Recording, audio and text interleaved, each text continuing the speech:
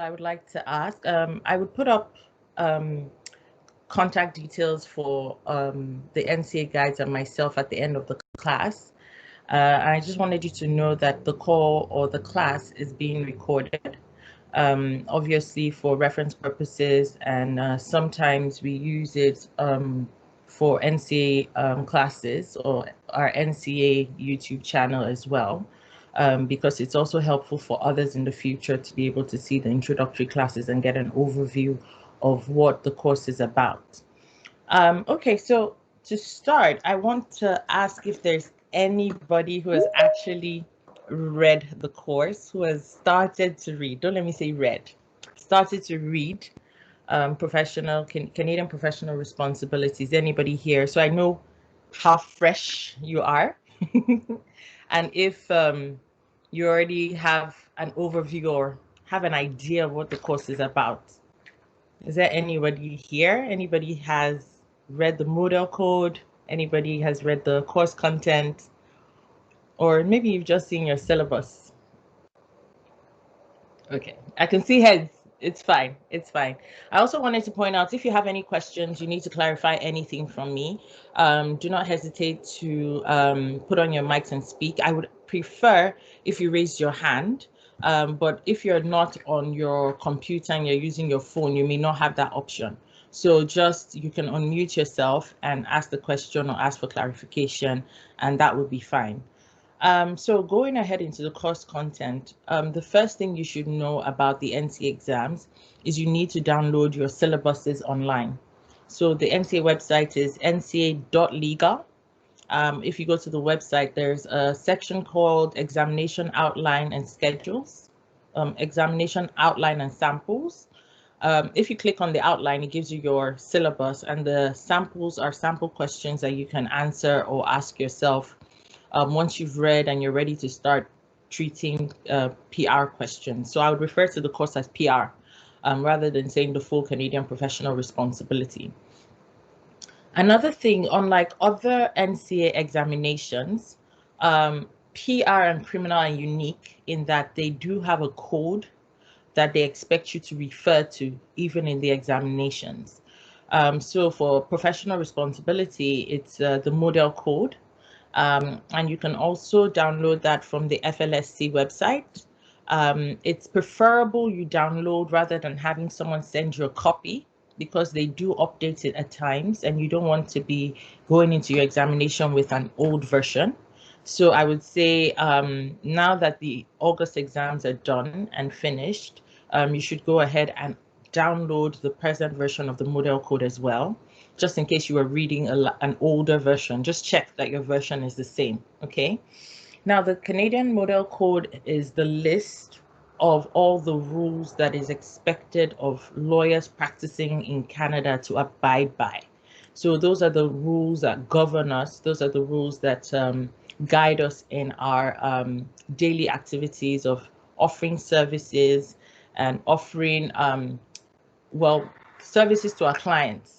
But going through the course content, you're going to realize that sometimes it can also apply to your individual daily activities. Because if there's anything that a lawyer is going to do that's going to bring disrepute to the body of the law, to the body of the practice, sometimes the disciplinary body would look into that personal activity to check whether there's been any issues caused by the lawyer. So yes, in the model code, you'd be able to see that. My advice, or my ideal advice to going into this course, would be to at least go through the model code once. It would be great to actually, even before you start reading the course content, I wouldn't say go through the model code and start to learn or commit to memory the rules, but it would be good for you to run through the model code so that when you start to see things in your notes or your lecture notes and you start to see cases, you already have an idea of what the code says. You already know that, oh, this isn't allowed, or this should be allowed, or these are things that guide the way the lawyers should act in Canada. So I know for anybody to be sitting this course, you obviously are from a common law background. Most civil law, people from civil law backgrounds are either going to go to the universities to do a full course, but you either have that experience of being from a common law background, so you already have an idea of what ethics in the legal profession is about. It's pretty similar to your jurisdiction. It's pretty similar to where you're coming from. It's just that obviously Canada would have its own distinct nuances that we need to know about, that we need to check. For example, in my home jurisdiction, it's a total no-no for lawyers to advertise. They believe that the body of law, the law as a practice, it's an esteemed practice, and they feel it's like bringing a slur upon you as a lawyer to actually advertise and be pushing your particular practice, maybe family law, saying you're the best in immigration law. But in Canada, within the confines of the code and within the confines of the law, you're actually allowed to advertise to a certain extent. So those are the kind of things that we're going to go through in the course content and understand and know where the limits are and how we're limited within the confines of our code and not to get us into trouble. So one thing I noted about Canadian professional responsibilities, even after you've done the NCAs and you've probably articled or gotten an exemption and you've gone ahead to practice, this is something you still have to refer to in your everyday practice, because they're very strict in Canada about adhering to the rules of professional conduct. They would look into your particular activities to just make sure that you're adhering to what Canada assumes is a proper mode of conduct for you as a lawyer. So it's really important to not just learn the course content for the exams, but just to imbibe as well and just be aware of some of these limitations for your own practice as well in the future. So going into course content, if you have your syllabus with you, you can refer to it. I noticed, or I have seen, that there are 13 actual chapters in professional responsibility course, but it's divided into 4 sections. So the first section is the theoretical jurisprudence part of professional ethics. A lot of people, I've heard people say before that they start reading part B, C, and D before they start part A, because part A you can actually get stuck in the nitty-gritty of trying to understand what A is talking about, trying to understand the articles as well. So some people do go through section B, C, and D first, which is the practical aspects of professional responsibility. And then they go back to the juristic parts when they understand the full import of the course. Well, as a group, the NTA guys, we're going to run through chronologically. So I would prefer to teach what that part is talking about, so that when we're looking at the day-to-day aspects of professional responsibility, we'd be able to refer to some of those theoretical aspects as well. Things like self-governance, what is a profession, what is expected of a lawyer in a profession, things like the types of ethics. So we would run through chronologically, and then we would go into the day-to-day, then we can apply it. Another thing I would like to point out about the NCAs, the exam, although it's a theoretical written exam, they're trying to see whether all that you have learned, your experiences, all that you've learned in your home country, all that you've learned from reading their course content, they want to see if you can actually apply it in the day-to-day interactions with your clients in Canada. So that's why a lot of the exams are scenario-based. They would tell you if there's a person called Eden and a person called Harry, and this is what they went through. We want you to be able to pinpoint and highlight the issues that arise in this scenario. So this would be what you would be doing as a lawyer in Canada.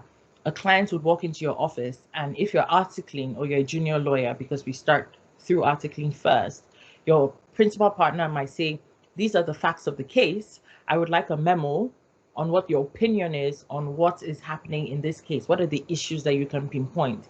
It's in pinpointing these issues that you'd be able to say, so this is how I think the client should go ahead. These are the issues that have arisen. This is how I think these issues can be cured. So we should always realize that there's always a cure for these issues. It has arisen, but there's a cure for it. If I do this, this, and this, it would cure that issue. So for example, we talk about conflict of interest, for example. A client walks into your office and you take on that client. You have an old client already in the firm, and then it raises some conflict of interest because they're facing or they're looking at the same matter. You have to then go ahead to say, okay, fine, we have raised this issue. We're going to look at the model code. So you look at your code. This is the rule that governs this issue. You look at what do we use to cure this issue? Things like consent. Do we seek the consent of the earlier client that we had? Do we suggest alternate legal advice from another lawyer? Do we ask the both clients to give us consent to go ahead and represent them? What does the model code say about concurrent representation? Can we represent a husband and a wife, for example? So those are the things. It's practically, what do you do in practice? What would you do if a client walks in with this issue? So those are the things they ask. Even if they don't give you a scenario and they ask a question, they expect you to talk about what the rule says. So this is the standard. This is the rule. This is what it says to us. Then you go about and saying, if there is an issue, because you can create assumptions as well. If an issue arises and this rule is breached, then these are the cures for this rule. You go ahead and state the cures, and then you go ahead and explain things like, okay, fine, even if the lawyer has breached, these are the disciplinary actions that the Law Society will take towards this lawyer. And if you notice, a lot of the course content is case-based. So I got this question last diet. There's so many cases in Canadian professional responsibility. I think I stopped counting at about 97 cases. So these cases are so that you can understand different issues relating. So obviously each issue has been considered by the disciplinary body of the Law Society in its own, it has been focused on in its own facts. So basically there are different resolutions that they've come about from those facts. So in reading all the cases, it's able for you to understand, this is what happened there, this is what they're asking me about in this scenario, this is how I can apply it. This is how it has happened before. I wouldn't suggest having all these cases in the examination. So for example, if you're going to focus on confidentiality, you would have your own cases that you're going to use to explain your confidentiality issue. So this is the rule about confidentiality. This is the rule of the model code 3. This, and this is what it says. This is how it applies to my scenario or my client. And these are the cases I would use to support this rule. This judge in this case said this. This judge in this case said this. In this instance, this happened. 2 or 3 cases. I don't think you need the 12 or 15, but the 12 or 15 have been provided for you in the notes so that you can see the different rules. You can see the different ways they applied it. You can see the different instances where professional responsibility or where the Law Society would delve into your acts as a lawyer. Okay. I will still run through the course content one after the other, so we'll just have an overview of it. But I just wanted to give you what is expected of you as a PR candidate for the NCA, okay? There's also something I'd like to point out, apart from the fact that you are going to have a scenario question. So I know that definitely Part B, ethics, lawyering, and professional regulation will be in your examinations. It's a concept because that focus on Section 3 of your model code, and that's where you have issues like confidentiality, conflict of interest, the bright line rule. That's where you have issues of, that's where they even define competency, which runs through almost every aspect that is required of the lawyer. So even in answering questions or in referring, I would still say you mention things like integrity, you mention things like competency, you say as expected of a competent lawyer, for example, before you even go into your confidentiality or your conflict of interest, you already know that there's a duty of loyalty to your clients.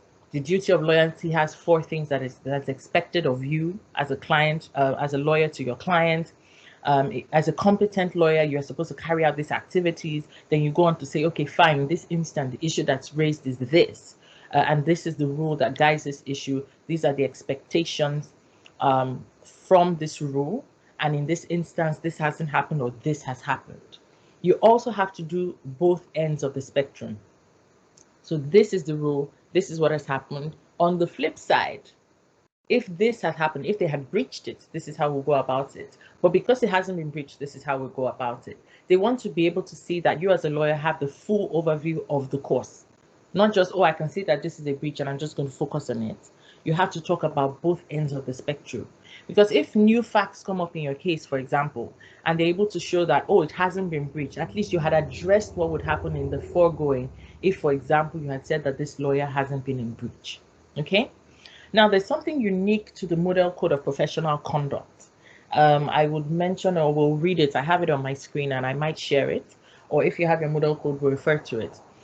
The rules are basically maybe a paragraph or a line or 2 lines, okay? But there are now things called commentaries. If you've done criminal code, criminal law, and you've looked at the criminal code, and you've used an annotated criminal code, you notice that they explain some things in the annotated part.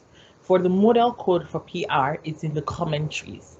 So there are a lot of things that you wouldn't find in the particular rules themselves that would be available in the commentaries.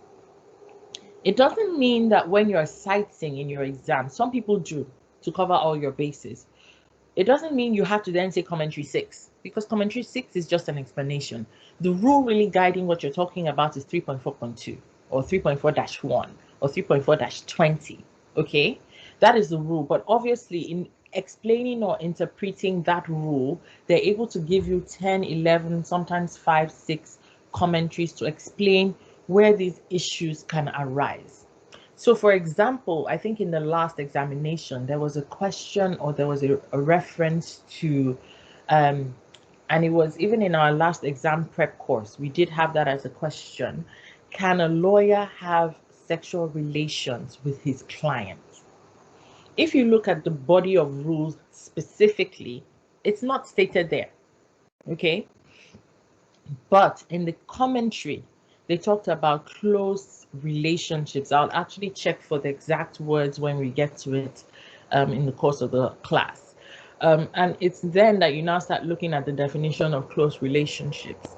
And close relationships can cover things like dating, sexual relationships, having a client and dating his daughter, things like that. So obviously the commentaries are really important for you to understand what that rule specifically is talking about, okay?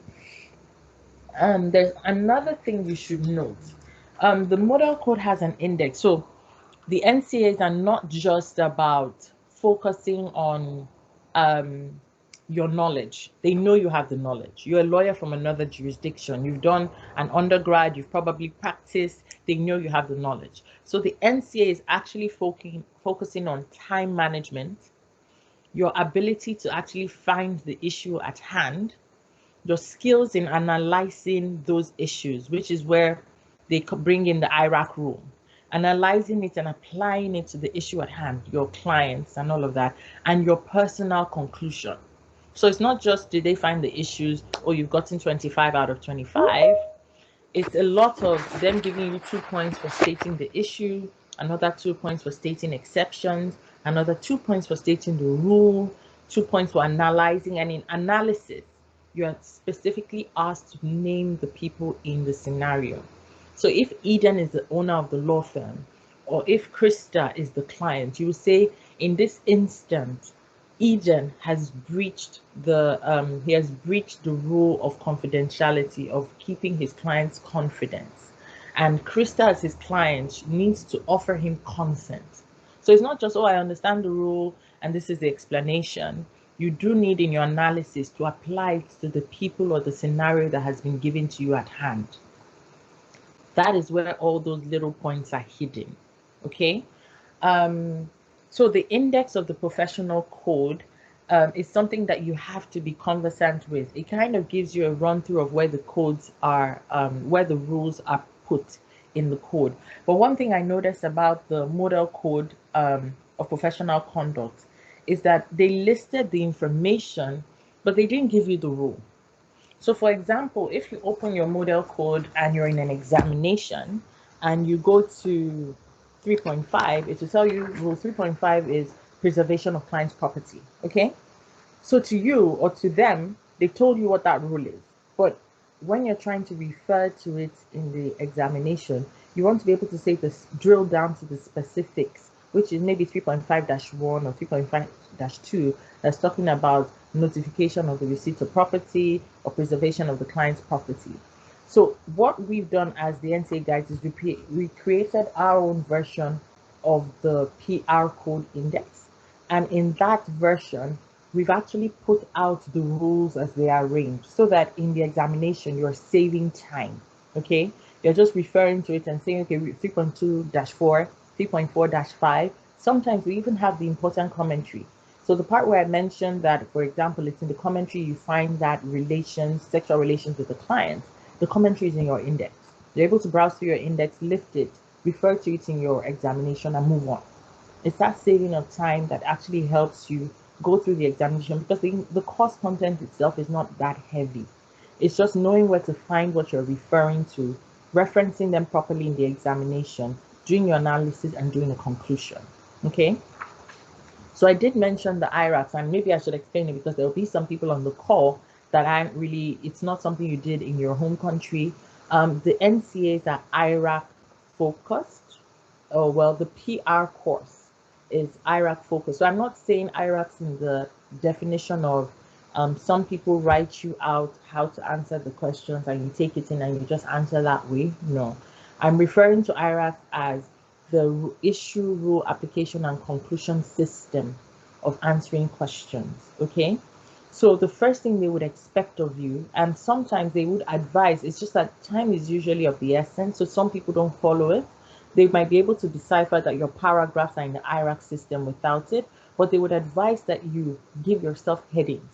It helps your marker break through your information so that they're able to piece together what you're trying to say. So usually they would ask you to give headings and say issue. And the issue is usually gotten from your NCA question. And the issue might be, the question says, how has, it comes in various forms. So your partner in your law firm, you're an articling student, your partner in your law firm has told you to write a memo on the issues that have arisen in this fact or in this scenario. It could come as, do you think the client has breached, or do you think the lawyer has breached any professional ethic rules? It can come as, what are your opinions in regards to the professional ethic issues so basically your issue is just you rephrasing the question in the question to say, they have asked us, what are the professional ethics issues that have arisen, okay? Or what are Eden as the lawyer's responsibilities to the client. So your issue isn't something you're really creating. You're looking at your question, you're coming back and you're focusing on that. Then the rule, you state the rule, which is your model code rule. And then your analysis, like I explained, you take the people in the scenario and you apply it to them, and then you conclude, okay? So that's basically like tips and tricks towards focusing on the question. And I would just take you through like the course content itself so that you get an overview of what it is that professional ethics is really talking about. So we do have 4 sections. The first section is the legal profession, which I told you was the theoretical aspect of professional responsibility. I think I have it on my screen. Let me pull it up. Okay. The second part is ethics, lawyering, and professional regulation. That's the meaty part of the course. That's the part that talks about the particular things that you're supposed to apply. So confidentiality, loyalty, conflict of interest, competency, all those major aspects is in part B. Then part C talks about some specific practice areas. So part C talks about things like advocacy, criminal law, and things that are expected of you in those particular areas. And then D is access to justice. Access to justice is a major issue in Canada. Because a lot of people feel like there's a limitation to the access to justice here. So it will talk to, it has an article where, well, one of the former syllabuses had an article. I think we'll still discuss it in our class, because it just gives you a particular understanding of how those limitations occur. So limitations such as, can the people on the street easily access lawyers? Can they afford them? As esteemed as this profession is, the people on the regular man on the street, does he have access to justice? Can he, if he can't afford your fees as a lawyer, is there any availability where he can come to you to, do you understand, things like pro bono? So we'll discuss that in section D.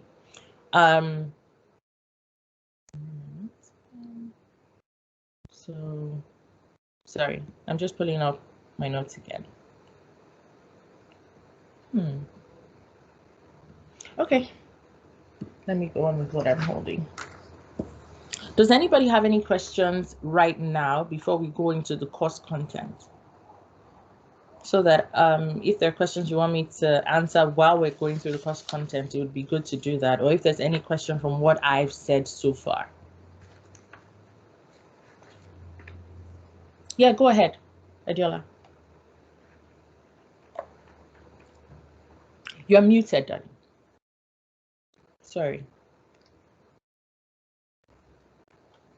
Thank you very much for the lecture and all. I just want to quickly ask, because I didn't get the where to download the model code. I think you mentioned something about downloading it from somewhere. Yes.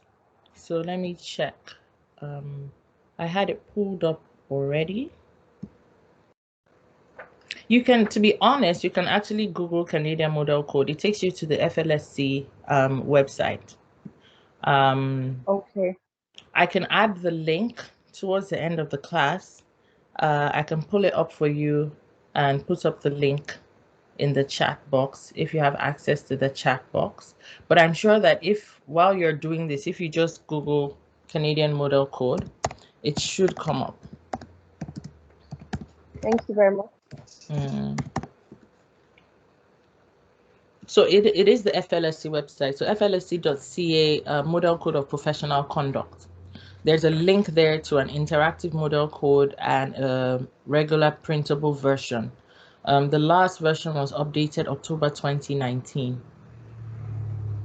So I can copy that link and post it in the chat box for you or for us. So yeah, I think I've put it up. Please confirm that you've seen it. So like I said, it is advisable to run through the model code. And even if you don't do a run through, it's advisable as you're reading the code. I haven't seen it yet. You haven't seen it yet? There. So it's in the chat box now. Perfect. Okay. So it's also advisable to reference your model code as you are reading. Reference, highlight. It helps you it helps you in the examination to actually pull out information. There's an easy way to it. We have like I said, an index to the model code already that can be purchased on our site. It's an incentive. Part of the people in our class will get like a discount code to access or to purchase that index. So like I said, the index already has things like the important commentary. It has things like the cases. It has things like the specific rules, so that as you're browsing through it, you already know. For example, duty to the clients that I mentioned earlier, I've inserted it in the index. So there's a duty to avoid conflict of interest, duty to commit to the client's cause, duty of candor. So that is already here. So it's not something that you now have to go and read your rules again to check, okay, what was this saying to me? In the exams, all you're trying to do, you already understand the course content. You're just trying to put it there so that they can see that you do understand it and mark you for it. Okay. I think that is on the website. Our admin is in charge of our notes, but there should be a notes section on the NCA Guide's website for that. Okay. So in looking at the course content, like I said, another thing you should notice, the PR syllabus is expanded. Okay. So when you're running through your course content and you're reading through your notes, you should reference that chapter in your syllabus, because there are parts of your syllabus that already ask you questions. So I've seen things like, what is a professional, defined in a short answer frame in the question in the exams.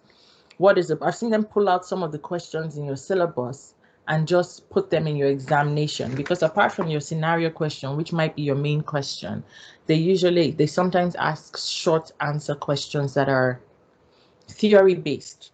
They want your own opinion. What do you think is a self-regulated profession? They want to see if you're able to distill the information in your notes or in the textbook and have it as pinpoint. Self-regulation is they have their own disciplinary committee, they do their own intake process for their members, things like that. Okay, so they want you to write it in a short framework. No IRAC, no issue rule. No, there's usually sometimes short questions, and you can know the pitch of these short questions by looking at the questions as they are stated in your syllabus. What I did for classes for NCA guys is I have the questions on a sheet. It's not showing, but I have things like, what is public interest? What is legal ethics? What's the orientation of the lawyer's value framework? All that has been pulled out from your syllabus, okay? So that there are things that we know that as you're going through that chapter, that's the information that you need to distill. That's what you need to know the answer to before you move on to the next chapter, okay? It's good for you to know that. So we do have section A, which is the legal profession, lawyers in the society, and a society of lawyers. It focuses on professionals, professionalism, the profession of law. It focuses on the regulation of lawyers and the regulation of the legal practice. It talks about things like, what is the legal profession? So before I even go into what is the legal profession, it would be really good to note that professional responsibility is a lot of the time synonymous with ethics. They would call it ethics a lot of the time in Canada. There's an article in your syllabus by Trevor C. Farrow that actually talks about sustainable professionalism, but an intro to that article really explains ethics and professionalism and what he understands it to be. Now, ethics can be seen in two paradigms. The first one is as a body of laws itself, the ethical body of laws. This is the rule, this is what is expected of you, this is what you're supposed to live and abide and work by. Whereas the second part of ethics is the application, the ethical practice of you as a lawyer, okay? What is my ethical practice? What is expected of me in giving out my services to clients? Can you mute your mic, please? I know you just joined, but I'm getting some feedback. Hello? Okay, perfect. So what is your ethical? So there are two paradigms, the body of laws itself, the ethical body of laws, the rules, and these rules actually for Canada, if you look at your syllabus, it's not just the model code. There's also a reference to the preamble, the model rules of professional conduct. They'll tell you to look specifically at the preamble of that rather than just the full body. There's even I think the introductory speech of one of the presidents. It's inside the syllabus, so those are things that during the course of your study you should just read through. I'm not saying go and learn what it says, but it just gives you a background to what they're talking about when they're saying ethics, okay? So there's also the body of rules and then the actual participation, the actual effect of carrying out these ethical activities that is focused on, okay? In looking at professionalism as well, I did talk about self-regulation. So self-regulation is something that's looked at. We would first as a class look at professionalism, look at what a profession actually is. We'll look at the role of the lawyer in the practice. What is a lawyer? He's an advocate, he's a negotiator, he's a lawmaker, he's a mediator. What is a lawyer's actual service to his client? Okay. It also goes back to, so a lot of things in PR tie into each other. It also goes to speaking about the competency of a lawyer. If you look at the model code, it tells you what is expected of a competent lawyer. So there's a list of things that they say a competent lawyer should do and should carry out. Those are things that would be discussed in depth in class. We'll like bullet points and distill to the information so that you know exactly what it is. A lot of it is also information that just needs to give you a background. There are cases when talking about the ethical or the role of the lawyer, the dimensions of ethics, and it's the one I already talked about, advertisement, earlier on in today's class. Talked about the fact that advertisement in Canada is acceptable within the confines of the law. And the case here is the Law Society of BC and Jabot. So that's a case that you should know and apply to when you're discussing ethics. Just mention that. It would be good to support it with that. Professionalism, what is a profession? There's some points that are expected you should know about what a profession is. So it's very similar to like the medical profession, legal profession. They usually have their own disciplinary bodies. They usually evaluate themselves. There's usually some list of requirements that's expected of you to enter into this profession. Some people look at it, there's a socialist view and there's an economist view. Some people look at it thinking you guys are trying to create a classist profession because you're trying to choose who comes in or who comes out. But then other people look at the positive aspects of this and say, well, they're giving a public service. We don't want the people who are giving a public service to the people, to the general public, to not have a certain limit or certain standards. And it's by establishing the certain standards that the profession has to be careful of who they take in as members. So there are different aspects. We'll look at that and we'll discuss that in class in depth. There's also sources of ethical conduct, philosophical schools of thought. That's the part that people have issues with, where you start talking about the Kantian theory, the postmodernist, modernism, pluralism. It's just the different ways ethics is viewed, the different theories that exist within the bounds of professional responsibility. So we'll drill down to what they mean. We'll create like a sentence so that you don't have to keep going back to your notes. Like we would write, or you would create, or I would teach you or explain to you how to create like a sentence so that in the exam it reminds you what that theory is, and if you need to refer to it, you're explaining and building on further from your residual knowledge of those theories. Then there's also the part about what does it take to be an ethical lawyer, and that's where the values of loyalty come in, justice, integrity, and these values are in the model code. So when you're referring to them, you can also write what rule refers to them. This is the rule that says that talks about integrity. This is the rule that talks about competency. We'll discuss how they overlap, how justice, loyalty, and integrity overlap as values to the lawyer and how they can be implemented.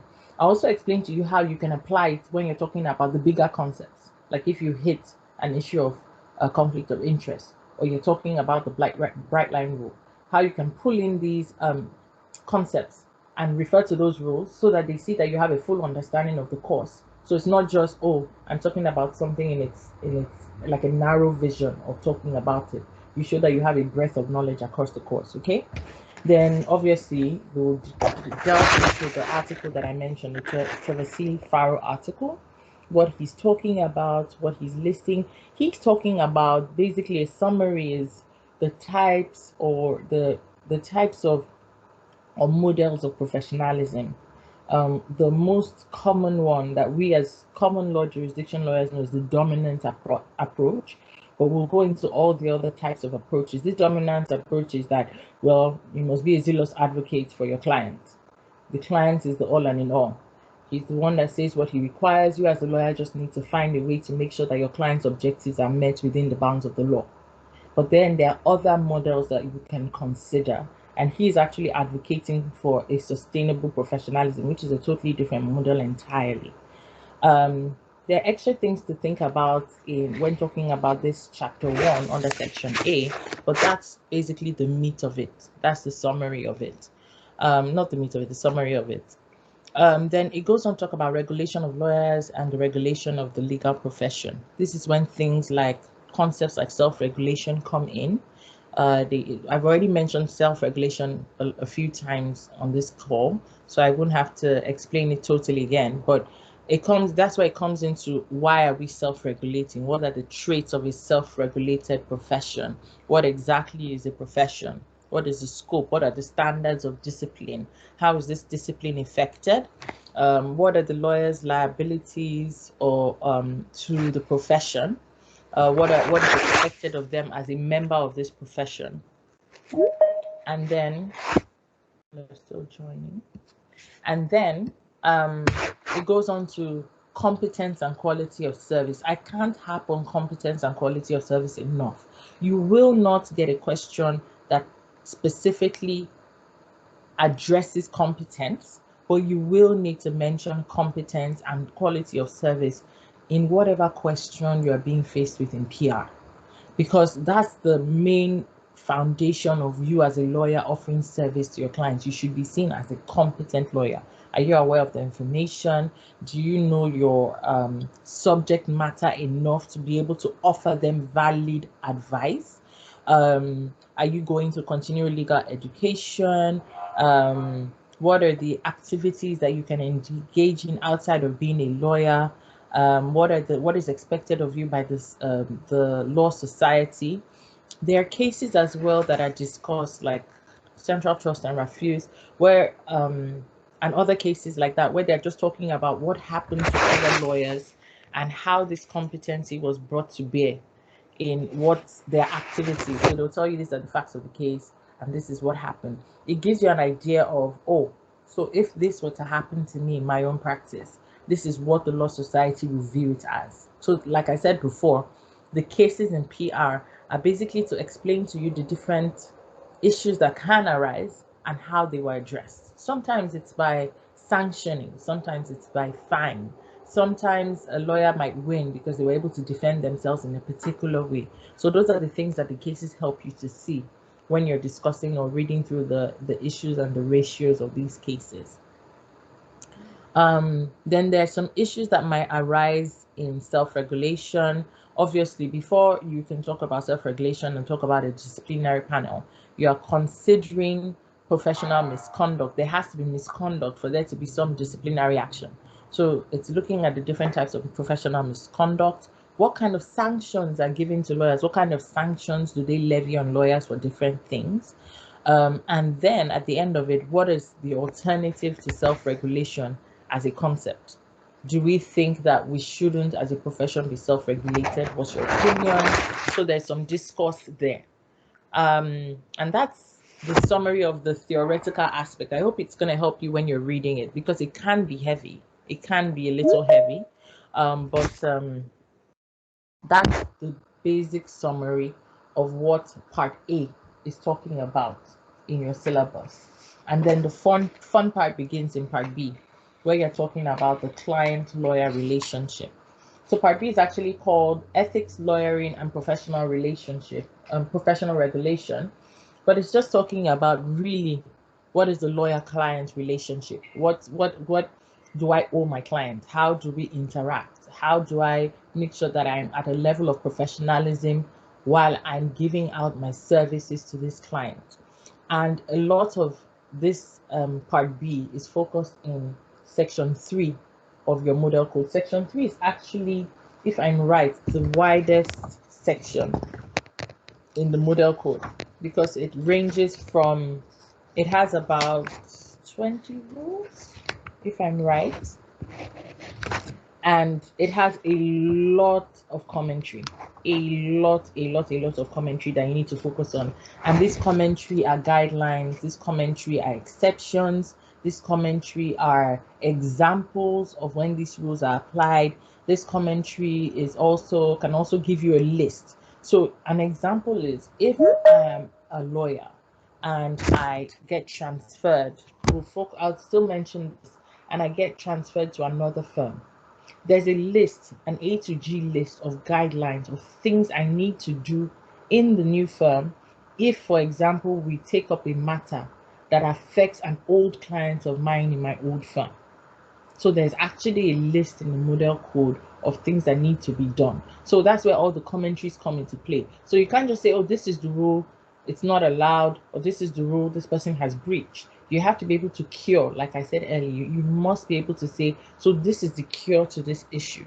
These are the things that you can focus on or you can go ahead to do to ensure, because the model code isn't made to just catch lawyers breaching. And it's not telling you that this is an absolute thing to do. You have to focus on this rule, you have to go ahead and you have to do this. Obviously, they know that in some instances, some issues might arise in the course of offering your service. And okay, when those issues arise, what can we then do to cure those issues? So there's a lot of that in this chapter 3 or in this part B. Okay, so it starts with talking about the formation of a lawyer-client relationship. The 4 forms of analysis here talks about advertising, fee sharing, solicitation, how to ask clients for work, how to offer your services. Please remember that I said it's always rooted in your competency as a lawyer. It comes, and things like integrity, they always come up. All those concepts that we had faced in the first part, they always come up when you're talking about the second part, because you have to say, oh, because of my integrity, I have to stand by these rules, or because I'm a competent lawyer, I have to offer this service. So they talk about choice of client, talk a little bit about accessibility to legal services, not too much, because there is talking about access to justice in part D. What triggers a lawyer-client relationship? If somebody asks you for advice, are they a client? If somebody tells you about the issues they're facing at work, can they come up tomorrow and say you gave them legal advice? How do you terminate this lawyer-client relationship? Can you just walk away because you don't like the person's face? Can you walk away because you realize the person is acting or committing fraud? Can you walk away because maybe your moral beliefs don't align with your client's moral beliefs? So there are cases, it's very case rich, because it tells us about what happened in those cases and how it was applied and what the rules are saying on these matters. Okay. What are your your obligations on withdrawal? How do you withdraw from a client? What do you have to do? What is the time frame? What is the expectation of the court? Can you really just pull out of a case? If you have a court case tomorrow, for example, can you cancel your client relationship today? Do you have the obligation to find another lawyer for the client? So things like that arise in that chapter under section B. Then it now goes ahead to client confidentials. This is really critical, confidentiality. Even as lawyers who are just drafting agreements or drafting contracts, you already know how important the confidentiality of your client is. But now they're talking about in your own relationship with your client. What information is considered to be confidential information? What information do you have to keep forever? What information, when can you share this information? What are the exceptions to confidentiality? When can you disclose? If there's fraud, can you disclose? If the law, the courts ask you for this information, can you disclose? If there's a crime or fraud, what are the public safety exceptions? What are the cases under this as well? I think for public safety, it's Smith and Jones. What are the legislative exceptions for confidentiality? So there are 2 concepts here that are really important. They're the concepts of privilege and confidentiality. They overlap, okay? When talking about privilege and confidentiality, it's good to note that one of them is a professional expectation, while the other one is once you have a client under your scope, or once you have a client within your offering services, or you've registered a client, you should be able to tell when you owe a professional duty to that client to keep their privileged information, or when just information that you have about the facts of the case should be held confidential for that client. If you go to, like I said earlier, if you're Erin and you go to another law firm, are you bound? Are you duty bound to hold that client's confidence? And to what extent do you hold that client's confidence? So Client confidences is it's a question, or it's an area that usually comes out in the examinations. If it's not confidentiality, then it might be conflict of interest. But those are things that you have to watch out for, because there might be a conflict of interest issue, and then you go off talking about conflict of interest without realizing that there's also a confidentiality issue that you have to mention. So it's good to note the special cases when it occurs. Your commentaries will also give you examples, so that if you do see these examples, you know that it's an issue of confidentiality. When you're talking about privilege, what is the difference between regular professional privilege and litigation privilege? Because it's slightly different when you're a litigation lawyer and you're going to court for this client, to when you're a solicitor and maybe you're handling a family matter and the client has given you information that pertains to maybe their family structure or to an action that they carried out, or like if you're an immigration lawyer, the information you receive in these instances are conducted by different levels of privilege. So we're going to look into that as well. Does anybody have questions so far? Does anybody have anything they would like to clarify, so that I'm not just rambling on and on? Are we okay? And I've seen that cameras are going off. Can we please try and put on our cameras? It really helps to have people that I'm talking to. Okay.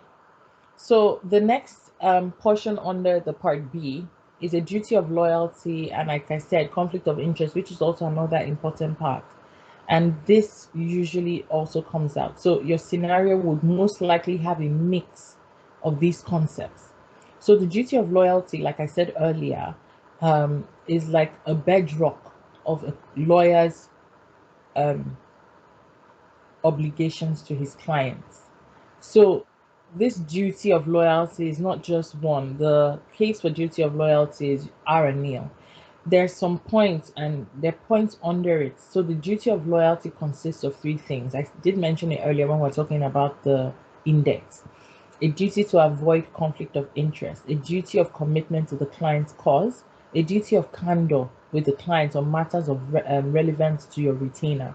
So you can't go ahead and mention conflict of interest without mentioning this duty of loyalty, because the conflict of interest emanates from duty of loyalty. I even build up to it by first starting by saying the lawyer has a fiduciary duty to his clients, and this fiduciary duty is the duty of loyalty. The duty of loyalty is broken down into these three duties, and as such, he then owes a duty to avoid conflict of interest. I've noted that candidates just refer to this concept as, oh, there's conflict of interest. You have to be careful with that. It's not there's conflict of interest. It's that there has been a breach to the duty to avoid conflict of interest. So professional responsibility is making sure that you adhere to these rules. So breaking any of these rules shows that there's a breach. So we do, as lawyers, have to mention it's not just, oh, an issue of conflict of interest arose, is that there was a breach to avoid, because the rule itself says you have a duty to avoid conflict of interest. It's a breach to avoid the duty of the duty to avoid conflict of interest. So there should be a way you put it. You should actually state it in certain ways in relation to your rule. Then you talk about loyalty in offering services to your clients. You do have to be a loyal advocate to the legal system, and you must do for your clients what your client cannot do alone. So you have to offer. The reason they come to you in the first instance is they can't address these matters on their own. They are not conversant with the laws. They are not aware of the information and of how they're supposed to go about it. So you do have that duty of loyalty to offer them those services. There are limits to a duty of loyalty. That occurs when you notice that your client has breached the law. There's no point supporting your client's cause if you realize that there is a breach to the law, because as lawyers, we don't just owe a duty to our clients. Section 1 would have already taught us, or Part A would have already taught us, which is why I like people reading that part before we go into the main Part B. It has already taught us that we have a public interest duty as well to the law to the public interest. So it's not just viewing your client in like your client as the only body that you are obligated to. You have to consider the fact that you're supposed to uphold justice as well. So you have to look at the limits of your loyalty to your client and whether that loyalty, that duty supersedes those limits. Okay. The duty of candor. A lot of people have an issue. They're wondering what candor means. It's simply that you need to be candid with your client. So your client wants to go on this particular route, okay? And they would have told you, this is what I'm expecting. I want to take this person to court because I want my license back, for example. You have a duty to be candid to that client by letting the client know that this may not work. You have to be honest and candid and say, this may not work. This is what I'm proposing. These are the reasons why I think it may not work. You have to be able to put your foot down and just say, because the client has said this is what we're going to do, you go right ahead and you follow through that way.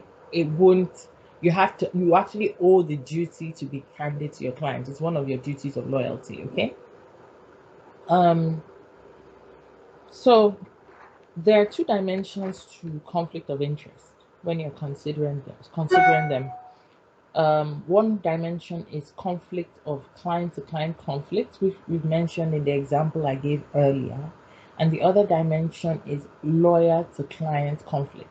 Okay, so client-to-client conflicts would arise, like I said, you have an old client in your firm that you already service, you take on a new client and realize that both of them are on the same transaction, on different ends of the same transaction. So obviously there will be a conflict of interest on your part because your duty will then be divided between each client, okay? This is not to say that you can't concurrently represent. So there are lists of rules or list of requirements where you can concurrently represent a client, okay? And the things that you need to adhere to in representing this client. But there's also the duty to check this conflict and say, okay, has a conflict arisen? How do we cure this conflict? Okay, I need consent from my clients. I can ask the second client to go and look for alternate legal representation or legal advice. There are things that you can suggest to cure. So you have to consider that client-to-client conflict first of all. Sometimes it arises as well in husband and wife representation. And then you now have to look at duties to the lawyer, conflicts of interest between the lawyer and their client. And that is the example I gave as well. When I said, if you have a former client, you've left a law firm, you're in a new law firm, and you pick up a case 2-3 years later and realize that the opposing client on this matter used to be your client, which means you have some confidential information about that client. And you might be able to use this to your advantage. What do you do in that instance? What does your firm do in that instance? Who do they declare to? So there are actually cases where this actually happened, and we'll go through those cases and look at it.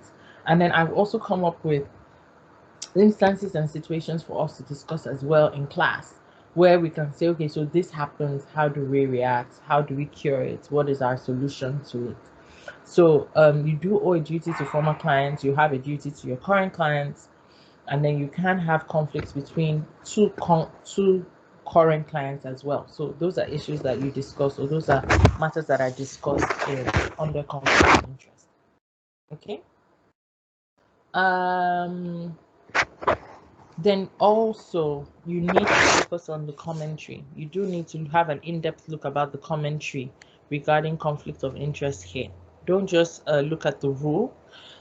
Focus on the commentary, make notes. There's some commentaries that you should note. I think 3.4-20 commentary G, if I'm right. That's a really important one to focus on. Pull it out and just know it. Use it to support your rules when you're explaining them. So the next part of section B is, I think this is actually chapter 8 of your syllabus, the adversary system and the lawyer as advocates. Okay. This deals with basically trial. So as an advocate, you know that they're referring to the fact that lawyers have to go on trial for their clients. You've taken this client on, we're talking about the triggers, what makes the client your own, what has to be considered when a client becomes your client.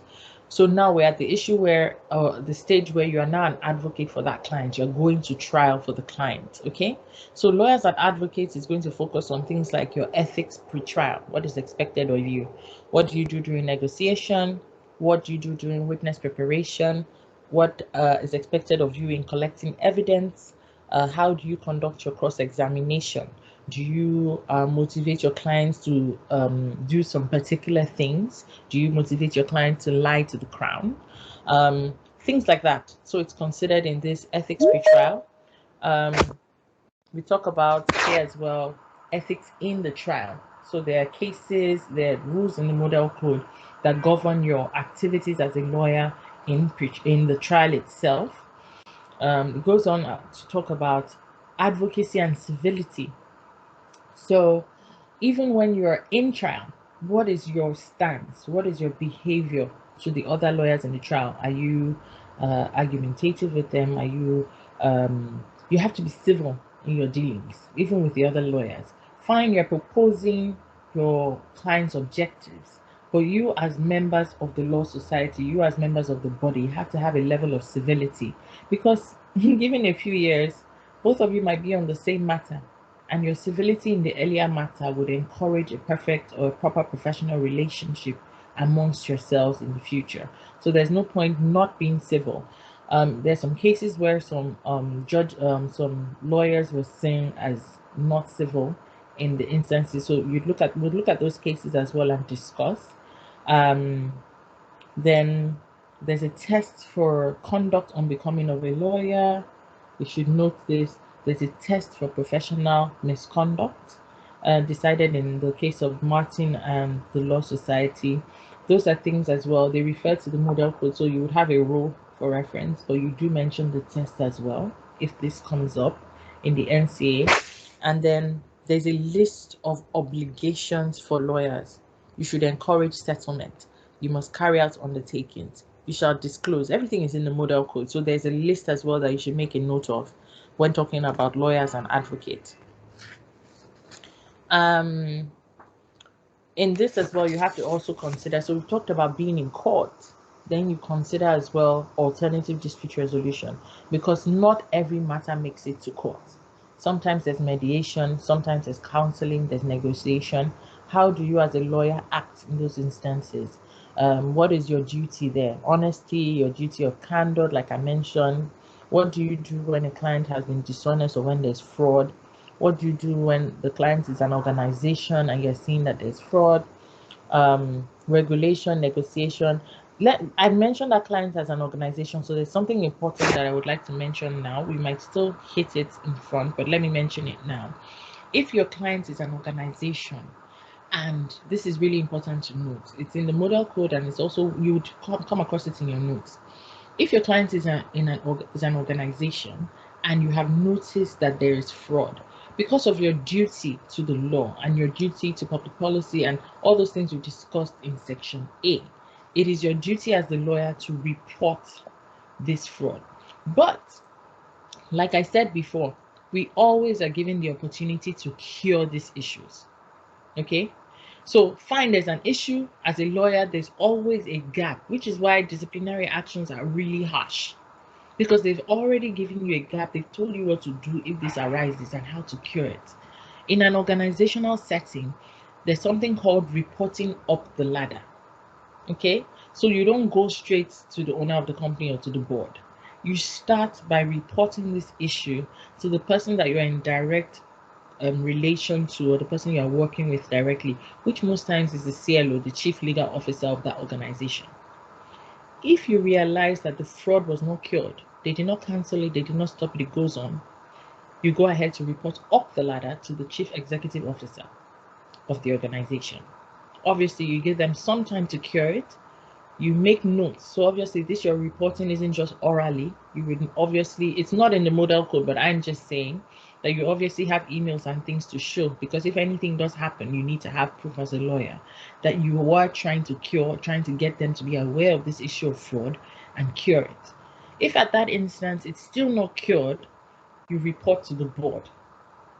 Okay, You report to the board, you let them know, this is the fraud issue, this is the issue of dishonesty that I have noticed. I would like it to be corrected.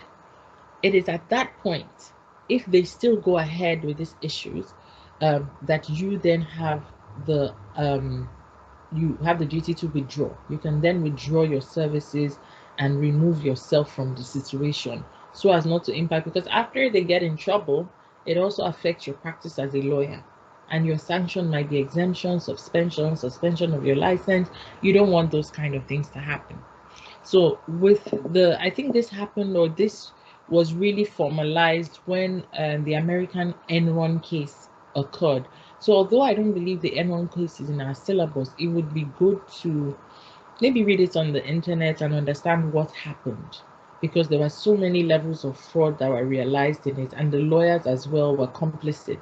Nobody reported, nobody said anything, and it was a massive American corporation. When it fell apart, so many people lost jobs. It affected so many aspects of the society. So they had to, Canada obviously taking a leaf from that, had to structure processes and put processes in place for whistleblowing, for example, reporting up the ladder by the lawyer, to just make sure that things like that don't occur or happen again in the legal sphere. Okay, so we look at ethics and alternative dispute resolution in we've come to part C. So ethics and alternative dispute resolution is actually under part C, some specific practice areas of ethics. So part B was the client-lawyer relationship, when we talked about confidentiality, conflict of interest.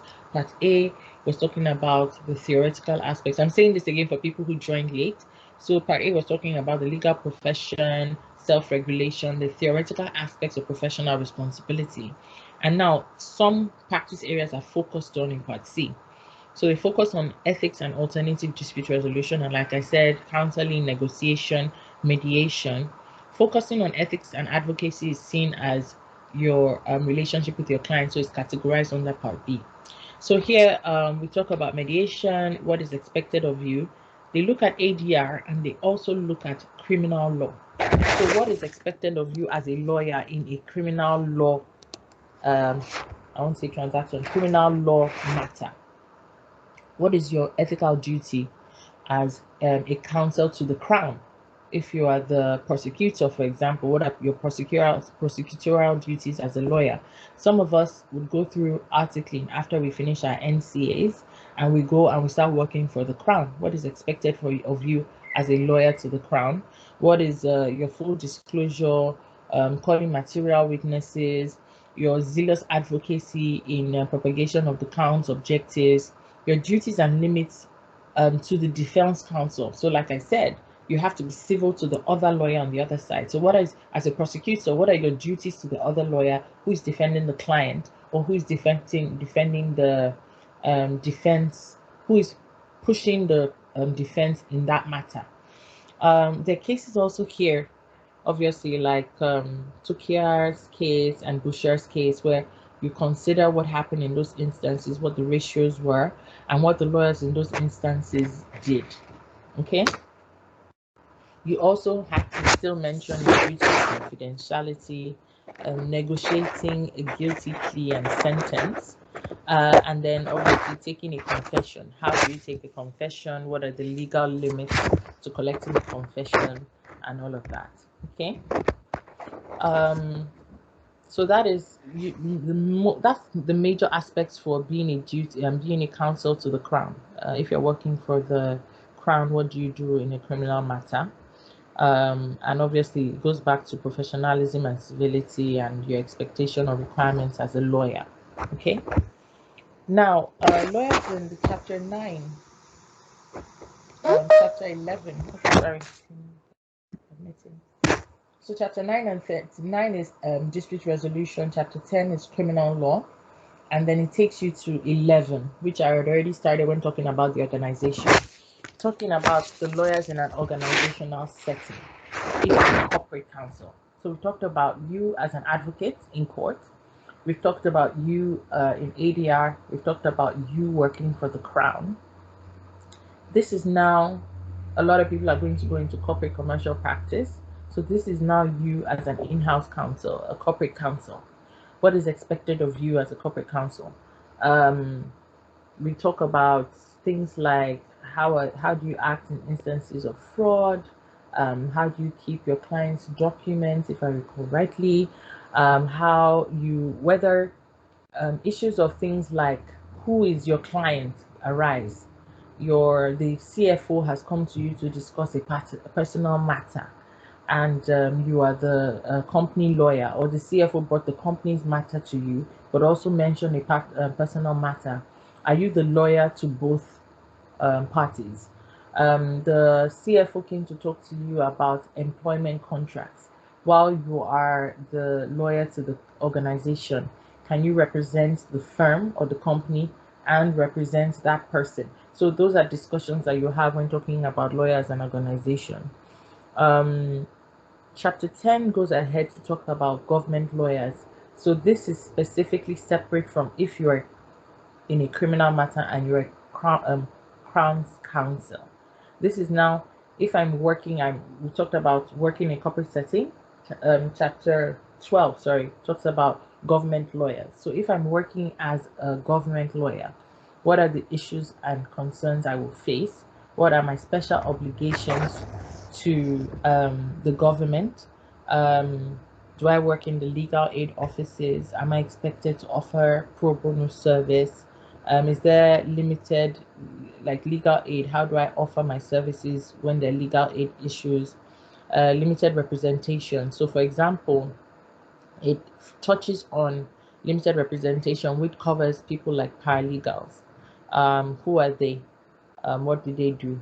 What is the limits of their powers? If I'm a paralegal and I haven't been registered with the law society, to what extent can I carry out an activity? There's actually a case about a paralegal lady who was signing as a lawyer. So she was a lawyer outside jurisdiction. She was a paralegal here, and she was signing as a lawyer on client documents, on mortgages and stuff. And she was obviously taken for breach of misconduct, because although she may say she has the experience, she's not allowed as a non-lawyer or somebody not registered under the law society to actually carry out those activities. So you learn here what the limits of being a paralegal is or are, and what they can do for you. Because even in your practice as a lawyer in Canada, most times you have a legal assistant and a paralegal.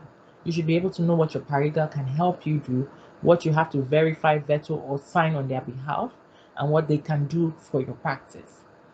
And then we move to the last part, the smallest or the shortest part of the syllabus, which is part D, access to justice. Access to justice goes back to pro bono legal aid. One thing you should note, and I think there was a question about access to justice, but I don't know the exact question in the last exams. One thing you should note is that most of the writers who have written articles in relation to this aspect, we'll discuss this in class as well, keep saying that access to justice is limited in Canada. So we need to look at how and why. How is it limited? Is there an issue of breaching the rule of law? Is access, because there's an article that we'll discuss as well that I said that it's not in this syllabus, but I think it's a good representation of understanding access to justice. So you talk about legal aid certificates, legal aid issues, what's the systemic issues that people face accessing justice, and even this legal aid that they claim they have, is it adequately funded? Is it available throughout the country? Can everybody have easy access to it? Can they just walk into a legal aid clinic and expect service? What are the eligibility requirements? What are the requirements of you offering this service as well? And then we talk about constitutional right of access to justice. That is it a constitutional right? Is it a duty for us as lawyers to offer them services? What if the clients can't pay? What is our obligation in this instance to offer them these services? What are the everyday problems that our society, who we're trying to help? Because there's the opinion that lawyers are in the society, which is why they accord lawyers so much reverence, or they accord them so much regard, that obviously you're doing a good thing for the society.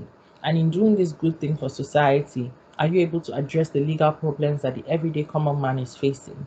What are the unresolved legal problems? Does this system have serious gaps? Okay. And then we talk about solutions to this access to justice. What has the Canadian law preferred as solutions? Pro bono, publicly funded legal services. Sometimes there's contingency fees. Sometimes there's insurance plans, so that people who need this justice can access it without it actually being that they can't get justice because they can't afford it, for example, or they don't have access. Do the Aboriginals or the people who are termed as people on the reserve, do they actually have access to justice? Are they represented? And then there's some suggestions in the syllabus about the expansion or provision of legal services and innovative way to deliver services as well. So that is a run through of the course itself in its entirety. The 4 sections and the 13 chapters. Those are the things you would need to know. Those are the things that you need to build up on for Canadian professional responsibility. At the start, we were talking about how to answer our questions, and I did explain a few suggestions as to how you structure your issues, how you write out the rule, making sure you know whether there are any exceptions to that rule. Another thing I need to point out for those who've never written the examinations before, because it's an open book exam and a lot of common law jurisdictions, it's not as if the law practice there is an open book like Canada. You have to learn the art. I believe it's an art, the art of indexing. So having all your documents and reference points, distilling all the information that you are learning into minute points so that you can easily reference them, bullet point them. If you have a model code, it's best to be conversant with it as you're reading. So you're reading through the rules, you're checking what is for what, you're highlighting. It's also best to,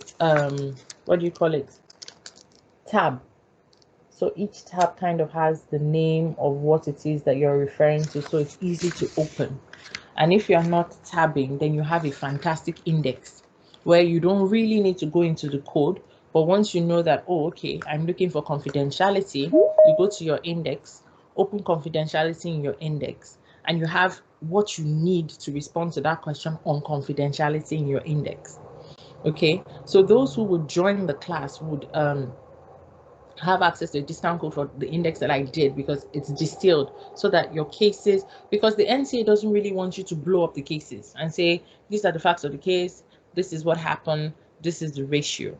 For every case that they've given you, there's a line, there's a piece of information that they want you to take from that case.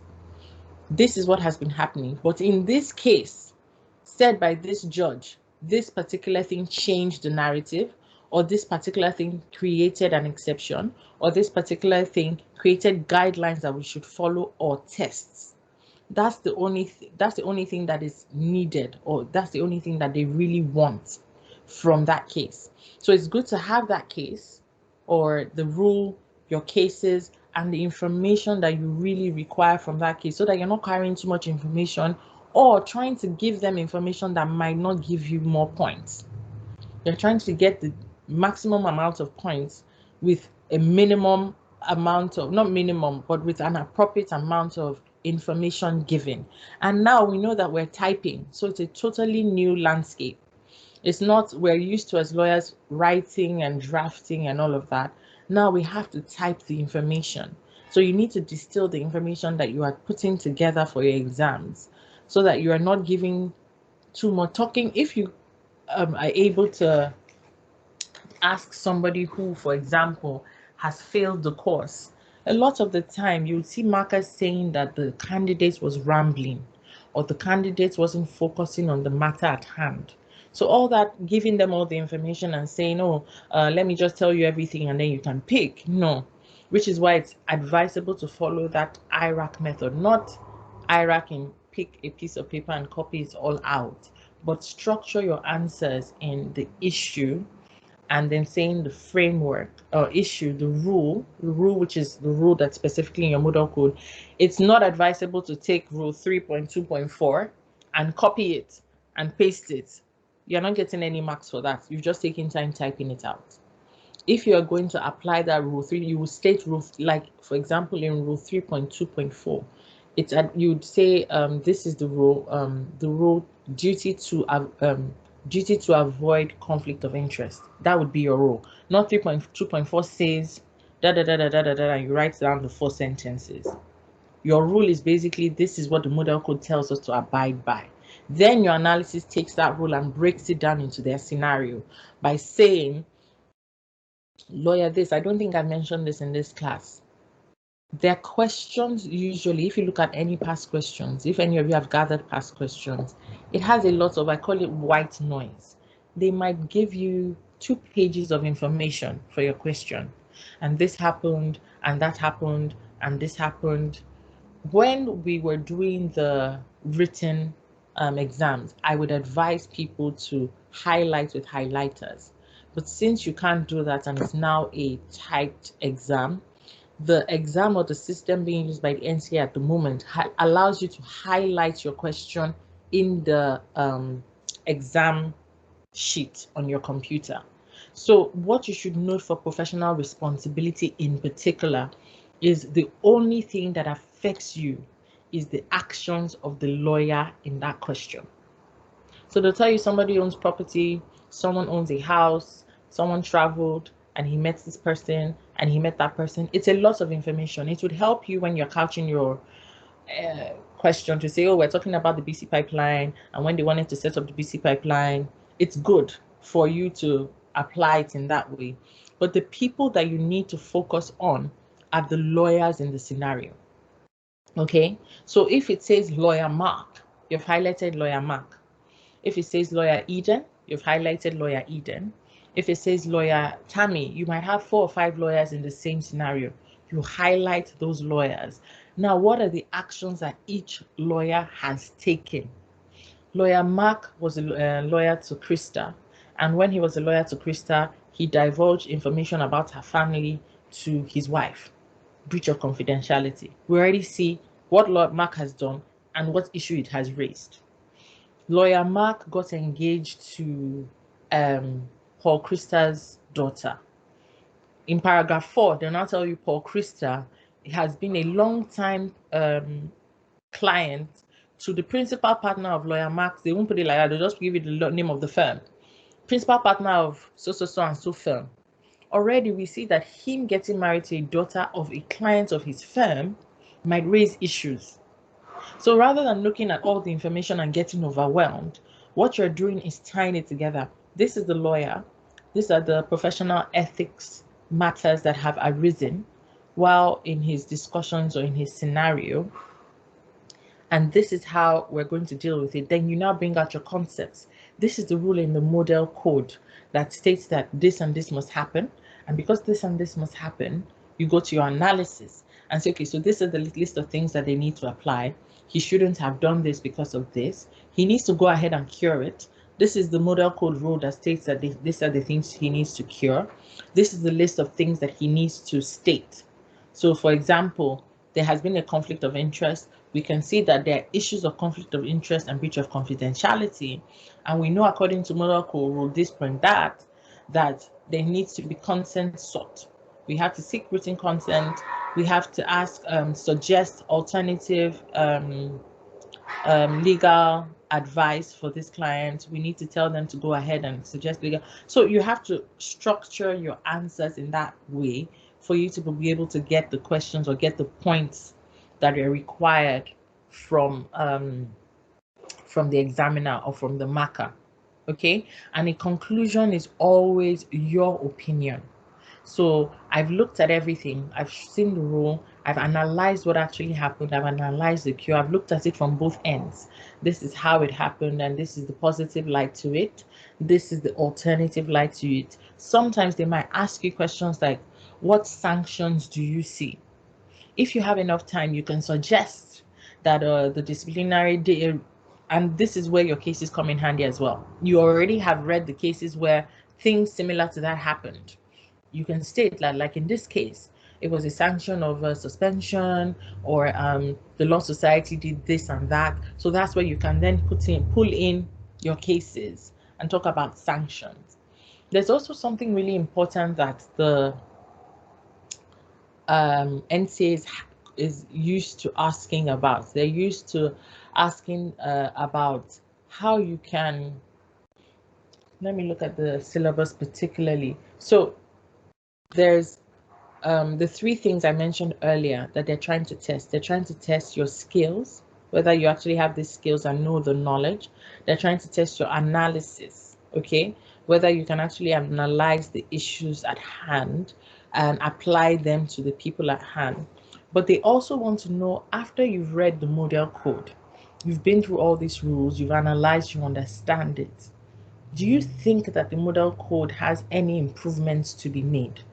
Is there anything in the model code that hasn't been touched on ethically? Do you have any suggestions to the amendment of the model code of things that can be added? Okay, so as you are reading, it's good to try and note that, oh, I've been reading this thing or this course, and I haven't actually seen them mention this. Note it, because it does come out in some of the questions for the NCA. So an example would be, there's no specific section that embodies or codifies the sanctions that should be placed on lawyers. Some people believe, or some schools of thought believe, that there has to be at least a limit, maybe not specifically saying for this is the sanction for this, but there should be a body that kind of, there should be a body of rules that kind of suggests sanctions that should be levied on lawyers in certain situations, and you wouldn't actually see that specifically in the model code. So that's a suggestion. But as you're reading through and as we're going through our classes, during our discussions, we'll be able to highlight and pinpoint other things that we think that can be amended or added or used to improve the model code. So it's just something really amazing, something relevant to note. Okay. Now, since we've gone through the course content, does anybody have specific questions or further clarifications of the course content? How many people on this call? We're 23 people on this call. Does anybody do you want to unmute your mic before I call people and start asking questions to make sure that I have not been rambling?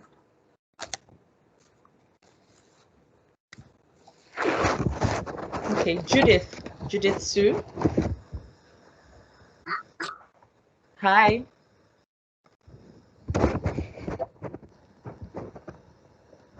Judith? I'm just going to call people randomly. Ifeoluwa Oluwashino. Hi. Everybody's going. Oh, okay. Hi. On the screen. It's because I have quite some noise on the Fine, we understand. It's like you can, if you need, fun. Have you gotten a full scope of what the syllabus patients at all? Based on what you said, yes. Okay. Fantastic. Okay, it's okay. You can mute. Okay, Adiola, you've been on my screen since the start. Are you okay with the course content? Hello. Yeah, it's quite simple and straightforward from all you've explained, and it's really similar with our own rules of professional conduct in Nigeria. Okay. So it's fine. I find it very, very, very clear. Thank you very much. Fantastic. So really, what do you call it? Professional ethics or professional responsibility, the exam itself is a race against time. So it's not that you wouldn't have the information. It's not that you don't know it. It's not that you can't apply it. It's actually to distill what the NCA is asking for, and make sure that you make all your points known and that you're responding to it in a way that they understand, or in their own system. The NCA has a structure, even though it's not written set in stone, but they have an expectation of how they expect their questions to be answered. They want to see the rule. They would like to see the issue. The issue obviously is the question that they have given you rephrased and said, this is the question. My principal partner has asked me to draft a memo with regard to the issues that have been raised in this scenario. And there's something I mentioned on my last exam prep that I know some people haven't noticed. I keep saying that there's the IRAC method and there's the crack method. The crack method is just simply conclusion, rule, application, and conclusion. And in the Canadian system, when they ask you for a memo, what is your opinion? Give a memo on your opinion. The usual way of responding is the crack method. So rather than creating an issue from your question, you are telling them what your conclusion is already. You already know when you look at your scenario that there has been a breach of confidentiality. You already know by looking at your scenario that there is conflict of interest. So you either, thankfully, this is a typed exam. If it was written, you would have to draft it at the beginning. You can take a breather, put the start. You don't even have to write conclusion for the crack method, but your first paragraph, you know it's your conclusion. You can go ahead and answer the questions. And when you do get to your conclusion at the end, you go to the top of your question and draft the paragraph that would say, so I have been asked to draft a memo with regards to this issue. And I know that this issue has raised blah, blah, blah, blah, blah, blah. Before then, you now tailor it down into your analysis, your rule and your analysis discussion. So it's good to note that as well. Okay, I know that they will tell you that if they say you're an articling student and you're writing a memo to your principal partner, I will err on the side of caution and say you write to the principal partner of your firm and you write a memo from this. I have been asked to.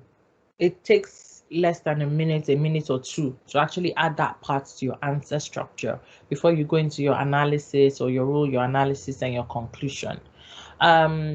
So yeah, that's what we were going to discuss. We have gone through, this is supposed to be the question and answer section of this class. I would really appreciate questions so that I can clarify whatever it is that needs to be clarified. Classes would begin, I believe, in the dates on the websites for classes to begin. Hi, Jola, did you want to make a comment? Yeah, thanks for the session. We're having a great time with you. I wanted to ask, you made mention of mediation. Yes.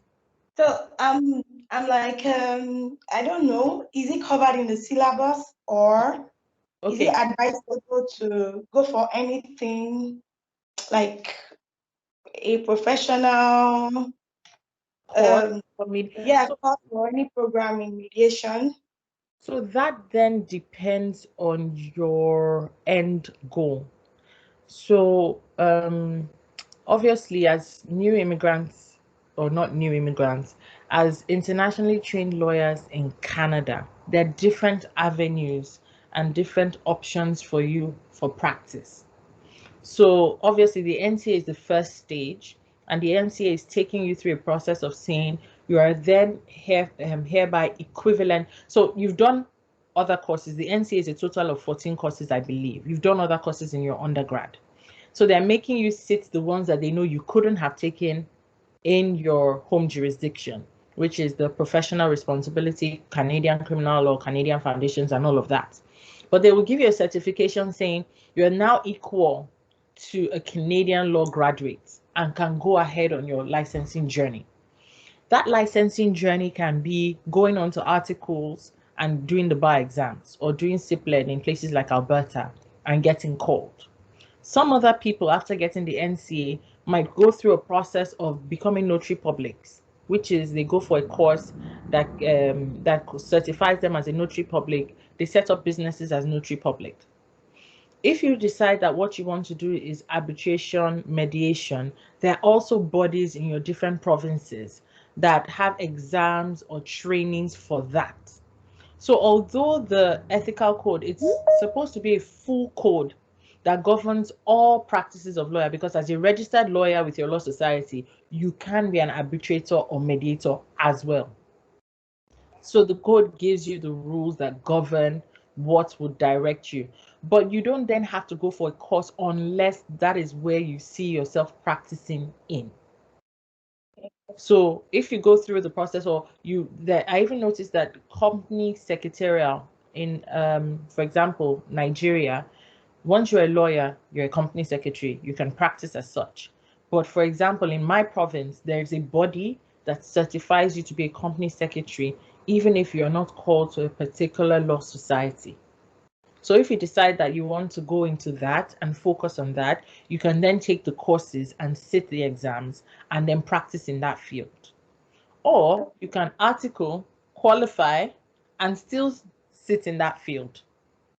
So there are different avenues and different routes that you can take towards it. But I think what the code is trying to do is just make a provision for any aspect that anybody in the legal profession will, even paralegals, any aspect of anything you would like to focus on, they want to cover it so that you can't say that there is something that you have missed or you didn't see the law or you weren't aware of it.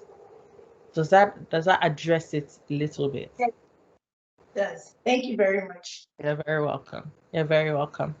So I was hoping that we were going to have questions so that we could discuss questions, or if there was any part that you wanted to clarify, we could clarify.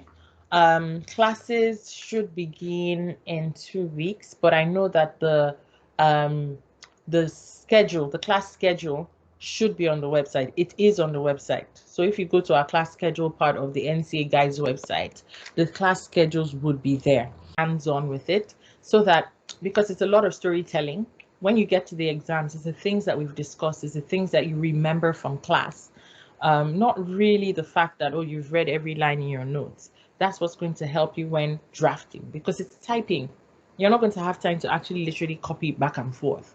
But having the residual knowledge and discussing it over a period of time puts the residual knowledge in your mind, and then responding and typing seems easier because you're just typing what you know.